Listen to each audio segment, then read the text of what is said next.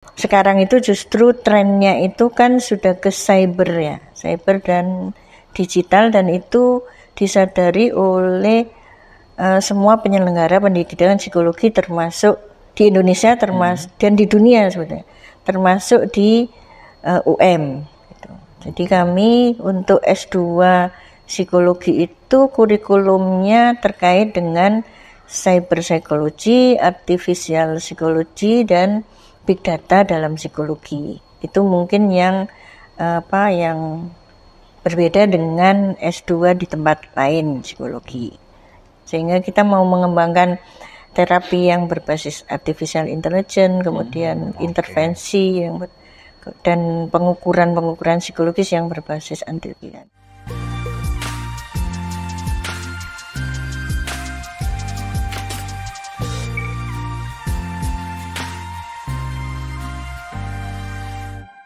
Assalamualaikum warahmatullahi wabarakatuh. Selamat datang di Tugu Inspirasi, membincang inspirasi dengan orang-orang hebat. Kali ini kita akan berbicara dengan satu sosok yang spesial menurut saya. Beliau adalah Ibu Tutut Husniah, salah satu dekan di Universitas Negeri Malang, tepatnya dekan Fakultas Psikologi. Dan beliau sekarang sudah ada di samping saya. Selamat siang, Ibu. Selamat siang. Gimana kabarnya? Alhamdulillah baik. Bagaimana kegiatan sehari-hari? Lancar, Ge? Iya, lancar, rutin. Baik, Ibu. Hari ini kita akan bicara banyak soal, karena kebetulan beliau ini adalah tentu saja pakar di bidang psikologi. Kita akan ngomongin banyak. Pertama kita akan mulai dari mungkin bisa cerita sedikit, Ibu, pengalaman hidup barangkali ya, yang mungkin inspiratif bagi kami. Yang itu bisa kita jadikan teladan kali dalam kehidupan kita. Ibu lahir di mana, kemudian besar di mana masa kecil, dan kemudian melanjutkan jenjang ke mana? Baik, terima kasih kesempatannya. Saya Tutut Husniah, saya lahir di Lumajang. Sekolah pendidikan sebetulnya pesantren juga. Pesantren juga. Jadi untuk sebelum perguruan tinggi saya sekolah di Mu'alimat ya, jadi sekolah khusus perempuan. Kemudian mengambil studi psikologi karena melihat kondisi masyarakat saat itu antara value yang dimiliki dengan perilaku yang ditampilkan itu berbeda gitu. Jadi ada jarak antara nilai yang dimiliki dengan perilakunya, sehingga saya tertarik untuk mempelajari kenapa bisa seperti itu, kenapa orang yang tahu tapi melakukan, misalnya tahu bahaya rokok tapi merokok.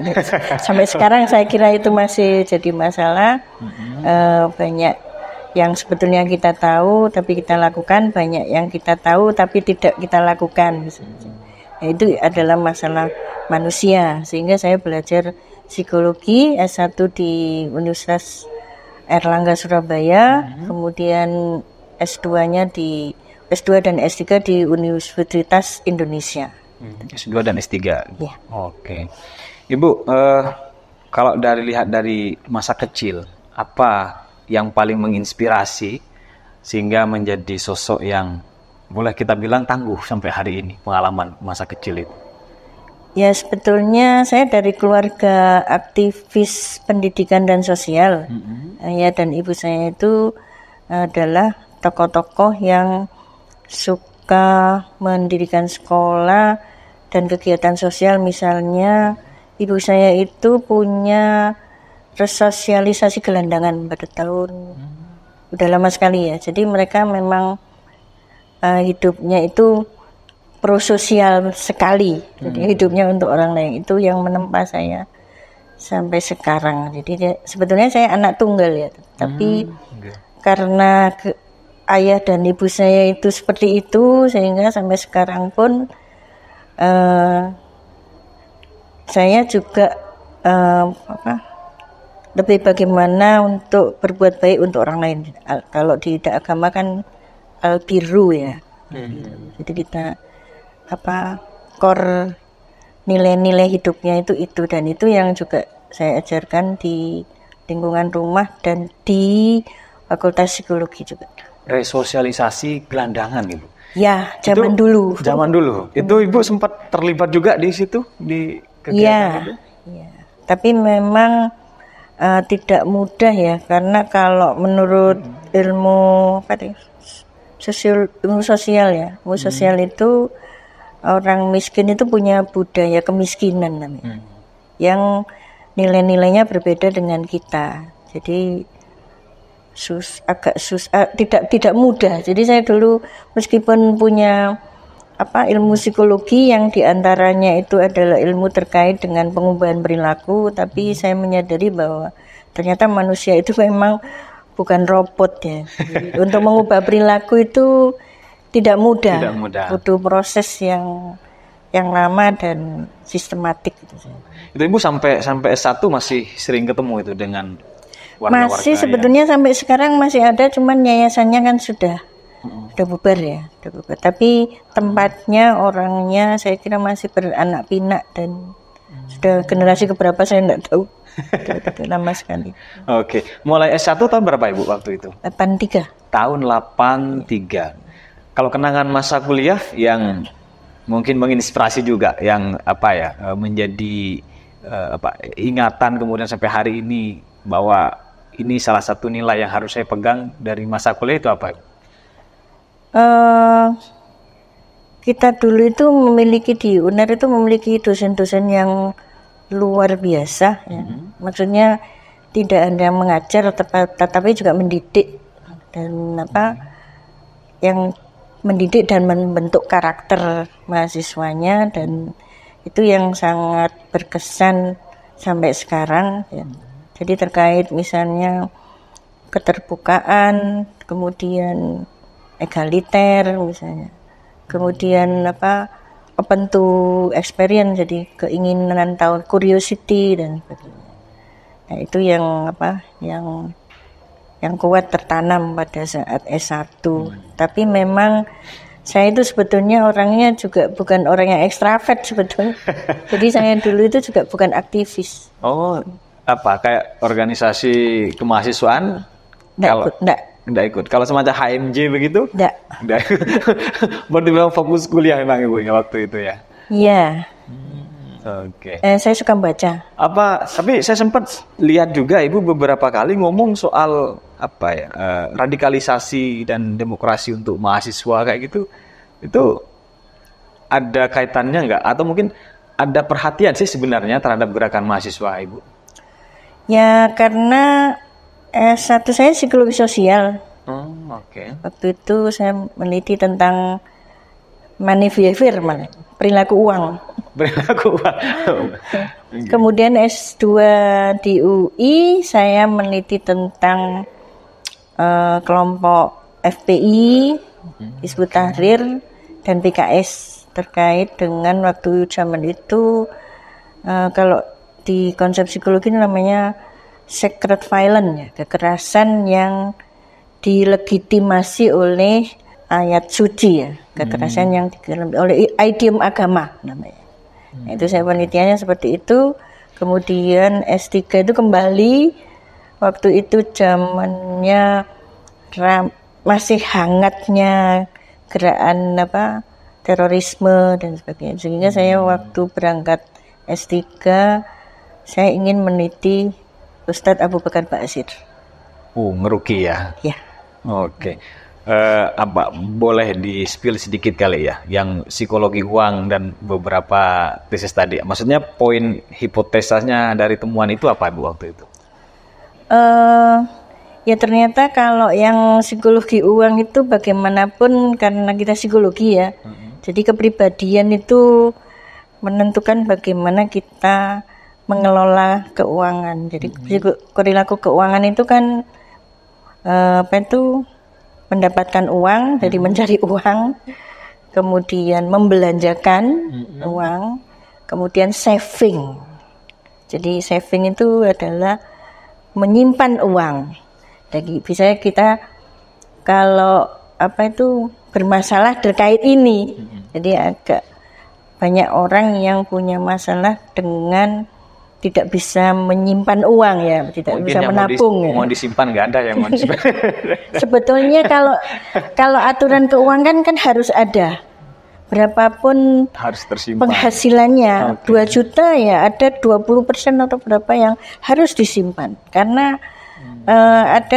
mungkin kita punya ada pengeluaran yang rutin, kan pengeluaran ada tersier, sekunder dan primer. Ya. Nah, kita terkadang tidak bisa membedakan itu sehingga yang tersier menjadi primer. Misalnya ganti HP ini, ganti mobil gitu ya, ganti istri.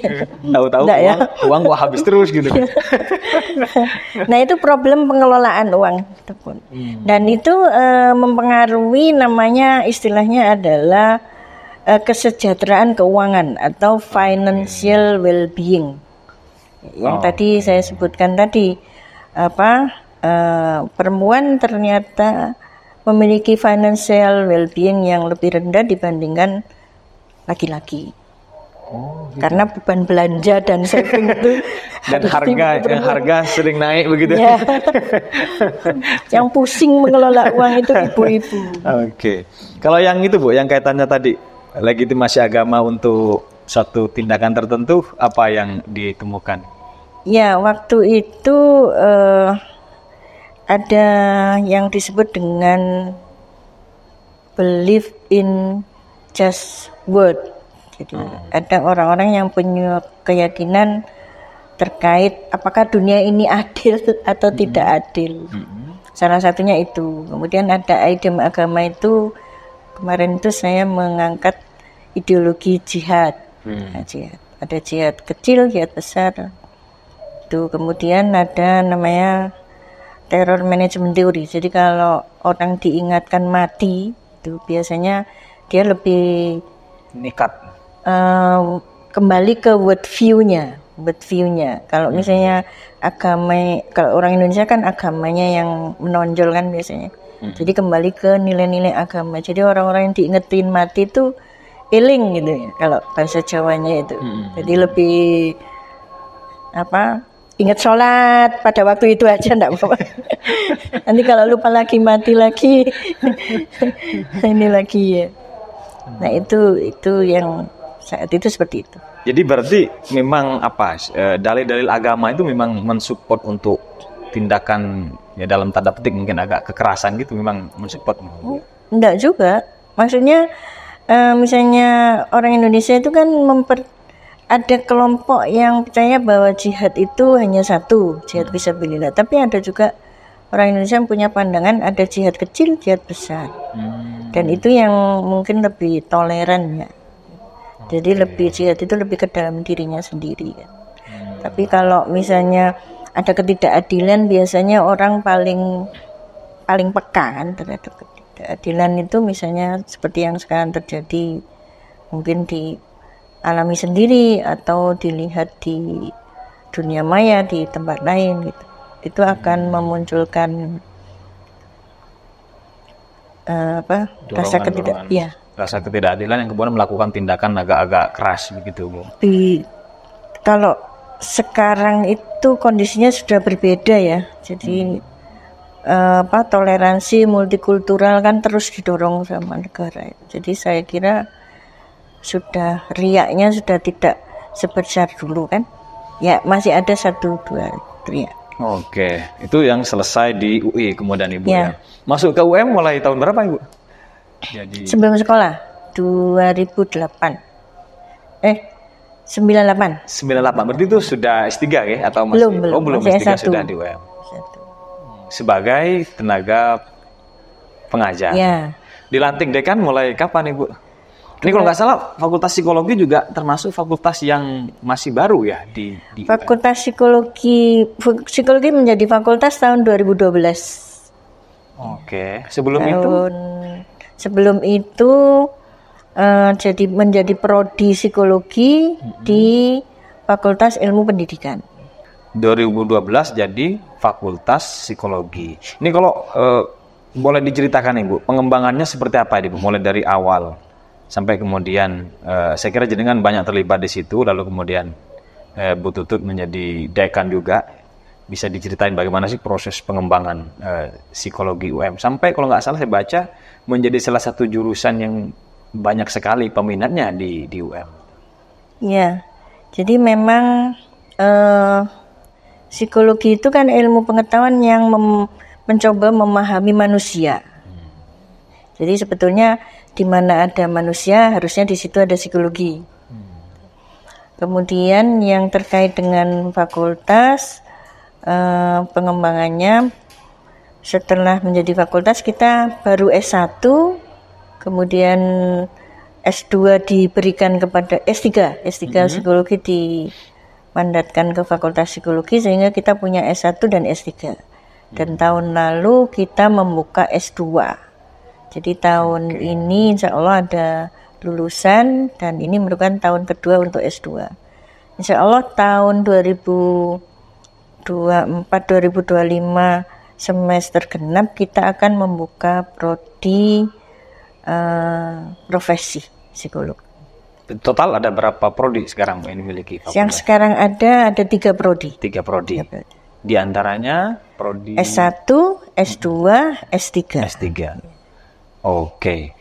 Saya juga sempat baca dari profil jenengan menjadi salah satu dekan kira-kira yang memotori lahirnya beberapa kajian-kajian atau disiplin baru di psikologi, termasuk psikologi organisasi, psikologi sosial, psikologi pendidikan.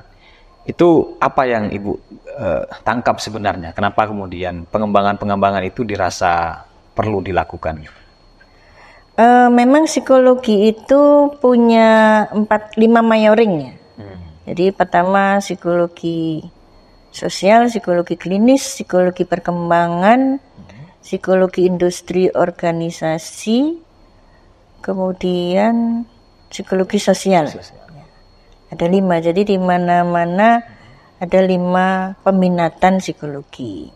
Cuman untuk sekarang itu justru trennya itu kan sudah ke cyber ya, cyber dan digital, dan itu disadari oleh semua penyelenggara pendidikan psikologi termasuk di Indonesia dan di dunia sebenarnya, termasuk di UM gitu.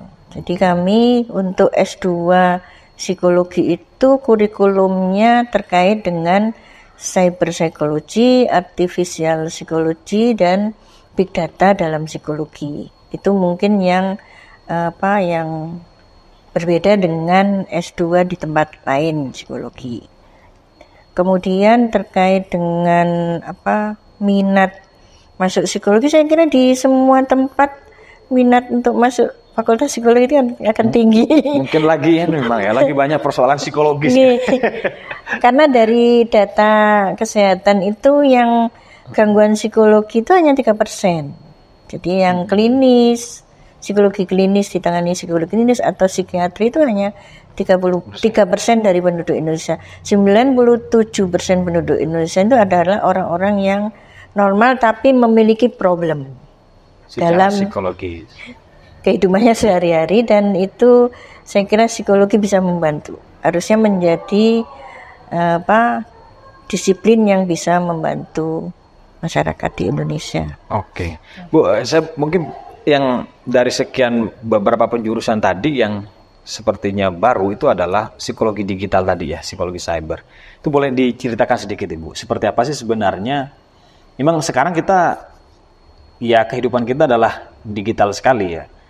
Tapi mungkin tidak semua orang menyadari bahwa persoalan psikologi itu juga bagian dari perkembangan digital. Boleh dikasih wawasan barangkali kita soal itu.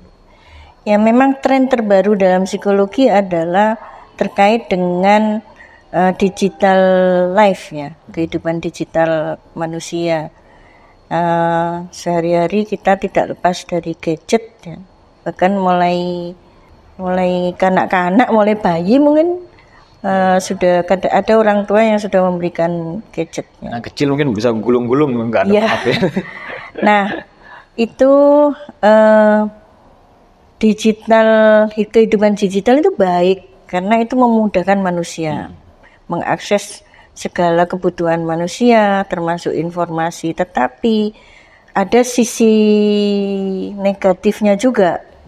Misalnya berapa banyak kita mengakses sosial media itu ya sehari gitu. Berapa jam? Ya. Berapa jam ber-IG, ber-FB, ber-TikTok, YouTube ya. Berapa jam itu? Informasi kan banyak. Akhirnya terjadi apa yang dinamakan overload informasi dan itu membuat stres. Overload informasi itu membuat stres. Terlalu banyak informasi sedangkan kapasitas pikiran kita kan terbatas. Ya kalau komputer kan. Tapi kita punya kapasitas sehingga ada yang dinamakan itu exhausted ya, kelelahan informasi terkadang. Jadi itu yang harus disadari oleh semua orang supaya bijak dalam menggunakan gadgetnya, ada batasan.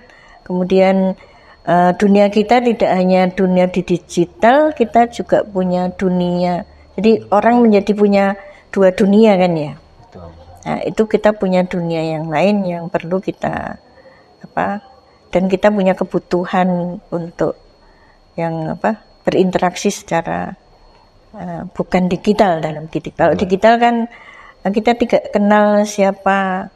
Mungkin ada yang kenal tapi ada banyak akun yang misalnya tidak akun yang bukan sesungguhnya. Akun bodong. Itu seperti itu. Kalau saya secara pribadi ngalami begini Bu, soal informasi itu. Kadang memang betul, saya setuju, mungkin yang dimaksud disrupsi itu ya. Jadi informasi datang begitu banyak dan tidak semua ternyata relevan dengan kebutuhan kita. Kita mungkin orang psikologi, tapi yang datang tuh berita olahraga, berita seni, berita politik yang menyerbu banget ke gadget kita. Ada nggak cara barangkali sehingga kita bisa memilih dan memilah dari sekian informasi itu yang bisa kita ambil sehingga secara psikologis itu tidak mengganggu bagi kita? Ya memang kita harus tahu dulu ya apa yang kita butuhkan kan gitu ya. Kalau misalnya kita kan ke dunia maya itu belanja informasi.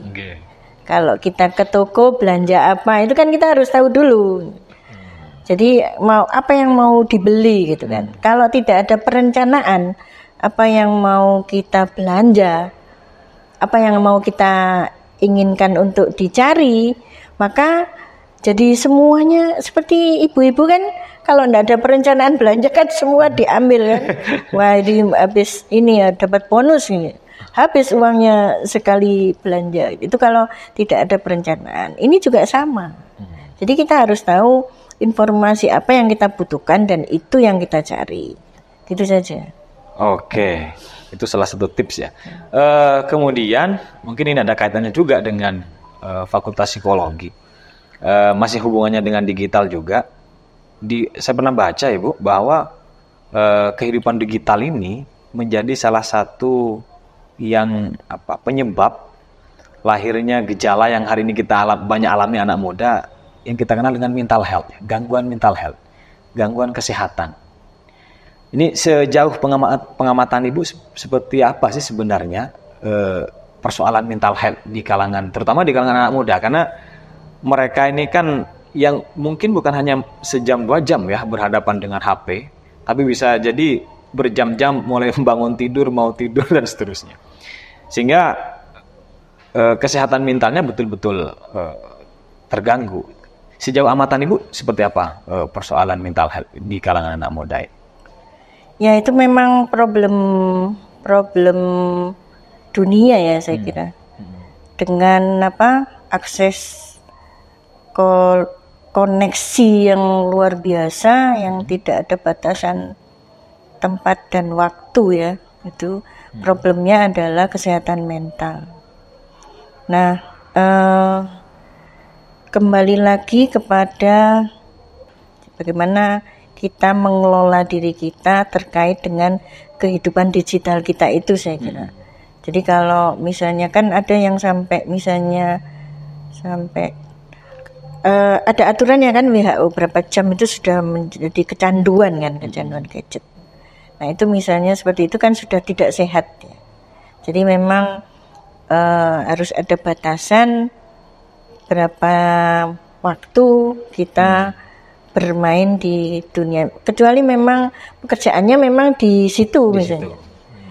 Itu beda lagi ya. Kalau ini kan seperti menjajah dunia, jadi kita bereksistensi tapi di dunia yang bukan sesungguhnya. Gitu. Nah itu yang harus pintar mengelola diri terkait dengan itu. Kemudian yang kedua ya itu tadi kita harus membatasi diri kita sendiri sebetulnya. Makanya pengelolaan diri itu penting. Jadi berapa lama kita berselancar gitu. Berapa lama kita berselancar itu harus ada batasannya.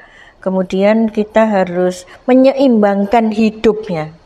Menyeimbangkan hidup tidak hanya hidup di dunia maya, tetapi hidup di dunia nyata. Jadi hangout dengan teman dan sebagainya. Ngopi, nongkrong.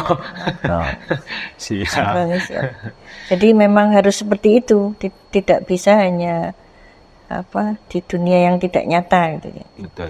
Karena itulah kemudian belakangan beberapa buku-buku yang membahas tentang kebahagiaan itu mulai bermunculan, Ibu. Kalau kita lihat misalnya ada pandangan stoik, teman-teman banyak sekali yang mulai membaca buku itu ya. Tips-tips hidup bahagia di era digital kayak gitu itu mulai rame.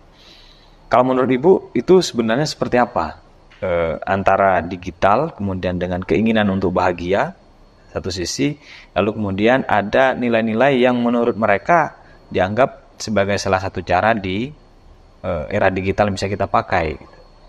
Ada nggak sebenarnya formula yang lebih oke dari itu untuk mencapai kebahagiaan tadi ya dengan problem digital yang begitu rumit itu?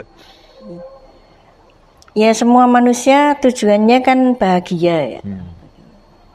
Tapi kalau kita rujuk lagi ke filsafat itu kan kebahagiaan itu antara pandangan filsafat yang satu dengan yang lain kan berbeda-beda. Ada yang lebih materialistis, ada yang yang spiritual, ada yang dual ya, kedua-duanya gitu. Ya kalau value-nya orang Indonesia ya, orang Jawa itu kan harmoni kan, jadi keseimbangan antara, kalau orang Cina juga ya, yin dan yang dan sebagainya. Saya kira itu menyeimbangkan itu untuk mencapai kebahagiaan. Jadi tidak bisa, misalnya digital itu bagus, dunia digital itu karena banyak juga produktivitas di situ terkait dunia digital, mungkin juga termasuk mendapatkan penghasilan dan sebagainya di situ. Dan kalau kebahagiaan itu kan ada dua, ada hedonis dan eudaimonik. Kalau yang hedonis itu terkait dengan yang materi. Hedonis dan eudaimonik. Kalau yang eudaimonik itu terkait yang non materi. Saya kira menyeimbangkan dua-duanya. Tapi eudaimonik itu tidak akan bisa dicapai kalau yang materi itu tidak tercapai standarnya. Jadi nggak bisa bahagia kalau lapar, uang kira-kira masih lapar gitu. Kalau lapar nggak bisa bahagia, harus makan dulu. Sama di dunia digital sekarang juga seperti itu. Saya kira. Itu berarti panduan yang bisa kita pakai bahwa ada standar kebahagiaan material yang harus terpenuhi, baru kemudian kita bisa capai ke level yang lebih. Meskipun ada orang-orang yang tidak membutuhkan materi ya. Ada orang-orang mungkin nggak semua orang kali Bu ya. Ada orang-orang yang tidak. Tapi secara umum itu seperti itu. Oke. Kalau psikologi UM sendiri Bu, bagaimana kemudian bisa memasukkan beberapa problem-problem psikologi yang hari ini lagi ramai kita bicarakan menjadi satu subjek mata kuliah yang dipelajari di kelas itu bagaimana formulanya kalau di psikologi UM? Ya karena dunia digital, dunia cyber itu kan sudah dunia kita sekarang, dan itu disadari tidak hanya saya kira semua orang di seluruh dunia menyadari itu, termasuk psikologi di Amerika Serikat dan di Eropa dan di India dan sebagainya. Nah, yang terjadi itu sekarang ini dengan berkembangnya dunia maya, kehidupan dunia maya, maka kejahatan-kejahatan di dunia nyata juga dipindahkan ke dunia maya. Sehingga ada banyak terjadi kriminalitas di dunia maya. Tidak hanya dunia nyata, tapi dunia nyata juga banyak. Termasuk misalnya yang kemarin itu yang ada fraud, kemudian ada penipuan terkait dengan investasi luar biasa itu. Terus sekarang itu yang berkembang aplikasi dating dan sebagainya itu kan banyak juga. Kemudian yang kejahatan seksual di FB dan di yang lain itu kan juga banyak dari dulu dan sekarang ya. Jadi kejahatan itu sudah berpindah. Kejahatan yang sama di dunia nyata sudah dipindahkan ke dunia. Dan itu problem. Dan itu perlu juga diteliti apakah sama atau berbeda antara kejahatan di dunia maya. Itu seperti itu. Kemudian yang positif pun di dunia nyata juga terjadi di dunia maya. Oleh karena itu misalnya kita juga di psikologi itu ingin mengembangkan misalnya pengukuran psikologis yang berbasis AI, yang misalnya ada orang-orang yang sekarang ada banyak orang yang berkembang menjadi orang yang enggan bertemu, ya kan, lebih suka online dengan gadgetnya online karena itu anonim ya. Maksudnya tidak bertemu muka gini kan secara langsung kan lebih nyaman gitu. Sehingga kita mau mengembangkan terapi yang berbasis artificial intelligence, kemudian intervensi dan pengukuran psikologis yang berbasis anti-pikiran. Itu yang kedepannya seperti itu yang dirancang oleh psikologi UN. Baik Ibu, ini mungkin sebagai satu saran barangkali ya di akhir sesi ini. Ini problem digital dan berbagai turunannya tentu saja ke depan sepertinya akan semakin marak karena digitalisasi Indonesia baru sedang mulai berkembang justru. Ada saran-saran enggak Ibu? Mungkin tips-tips bagi kita anak-anak muda yang sehari-hari bergulat dengan persoalan digital ini sehingga mereka bisa paling tidak bisa selamat kan, dari dampak-dampak negatif yang muncul dari digital itu. Iya, saya kira seperti yang saya sampaikan tadi ya. Jadi pengelolaan diri setiap orang itu perlu ditingkatkan untuk mengelola dunianya, dua dunianya. Sekarang orang punya dua dunia ya. Dua dunianya itu secara seimbang sehingga dia bisa mendapatkan manfaat untuk meningkatkan kebahagiaan dirinya dan kesehatan mentalnya dari interaksinya baik di dunia nyata maupun di dunia digital. Dan itu yang perlu menyeimbangkan itu. Jadi harus ada regulasi diri yang kuat dari individu untuk menyeimbangkan itu. Oke. Dan bagi teman-teman barangkali yang ingin belajar banyak tentang psikologi bisa ke UM Bu ya untuk kuliah kira-kira begitu ya. Ini sesi terakhir. Silakan jadi mahasiswa UM S1, S2 maupun S3. S3. Nanti akan ketemu dengan Ibu Bu Dekan, Bu Tutut, teman-teman yang berminat belajar tentang psikologi. Baik, saya kira itu Ibu Tutut, Bu Dekan, terima kasih atas waktunya sudah memberikan kami sedikit wawasan. Baik tadi kisah-kisah inspiratifnya, kemudian tip-tip psikologisnya untuk menghadapi gejolak zaman digital yang sepertinya menginvasi begitu luar biasa dalam kehidupan kita. Demikian teman-teman untuk sesi Tugu Inspirasi Talk pada kesempatan kali ini. Sampai jumpa di kesempatan Tugu Inspirasi berikutnya. Assalamualaikum warahmatullahi wabarakatuh. Waalaikumsalam.